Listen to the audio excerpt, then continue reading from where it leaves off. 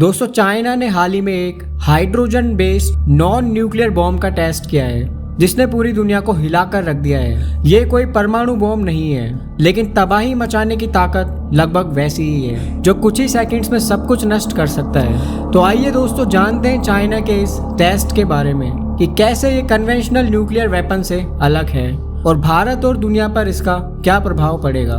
अप्रैल 2024 में चाइना ने एक न्यू जनरेशन थर्मोबैरिक बॉम्ब का टेस्ट किया।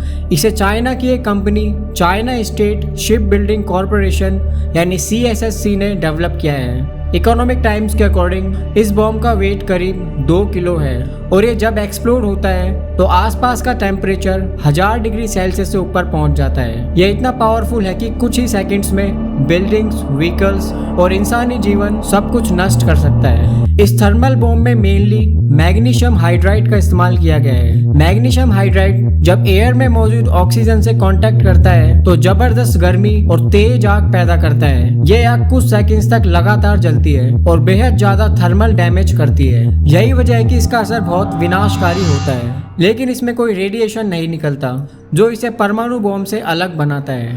परमाणु बॉम्ब में न्यूक्लियर रिएक्शन होता है यानी फिजन या फ्यूजन, जिससे रेडिएशन फैलता है और पीढ़ियों तक नुकसान होता है। लेकिन इस थर्मल बॉम्ब में सिर्फ केमिकल रिएक्शन होता है और कोई रेडिएशन नहीं निकलता।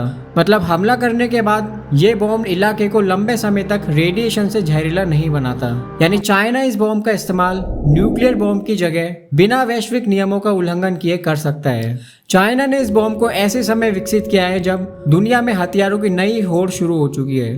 PLA चाहता है कि उसके पास ऐसे हथियार हो जो बड़े इलाकों में भारी नुकसान करे, लेकिन परमाणु हथियारों जैसे कानूनी प्रतिबंधों से भी बचा जा सके।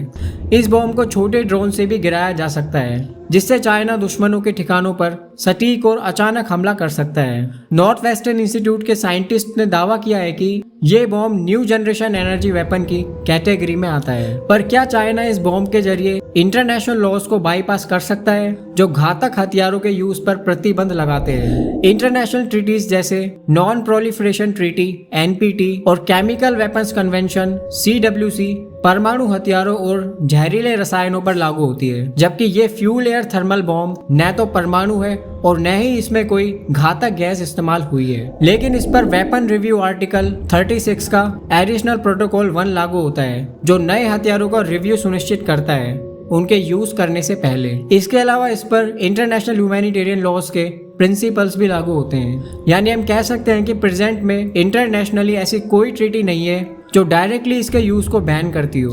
और चाइना इंटरनेशनल लॉज का कितना पालन करता है ये हम सब जानते हैं। चाइना इसे रिसर्च एंड डिफेंस टेक्नोलॉजी के नाम पर पेश कर सकता है और कानूनों के लूप होल्स का फायदा उठाकर चाइना हथियारों की दौड़ में आगे बढ़ने की कोशिश कर रहा है। पर भारत और दुनिया के लिए इसके क्या मायने हैं? चाइना से तनातनी को देखते हुए हमें अपने डिफेंस सिस्टम जैसे thermal detection system, anti drone technology and other systems को एडवांस करना होगा। हालांकि भारत इस पर पहले से काम कर रहा है। इसके अलावा भारत को ऐसे हमलों को काउंटर करने के लिए इस तरह की टेक्नोलॉजी को डेवलप करना होगा। साथ ही भारत कोऑर्डिनेशंस के साथ मिलकर एडवांस डिफेंस टेक्नोलॉजी डेवलप करने पर काम कर सकता है। दोस्तों चाइना अपनी ताकत उसके मिलिट्री को एडवांस करने में लगा रहा है और चाइना के ये new fuel air thermal explosive device उसे स्ट्रेटेजिक एज देता है। साथ ही ये दुनिया में फ्यूचर वॉरफेयर का नेचर बदल सकता है। दोस्तों आपको क्या लगता है ऐसे में भारत और अदर नेशंस को क्या एक्शंस लेने चाहिए? अपनी राय कमेंट सेक्शंस में जरूर लिखिए। आशा करता हूँ आपको ये वीडियो इन्फॉर्मेटिव लगी होगी और पसंद आई होगी। अगर पसंद आई हो तो इसे लाइक करें और अपने दोस्तों तक जरूर शेयर करें और ऐसी और इन्फॉर्मेटिव वीडियोस देखने के लिए इस चैनल को सब्सक्राइब करना ना भूलें। मिलते हैं अगली वीडियो में। Thank you so much for watching this video.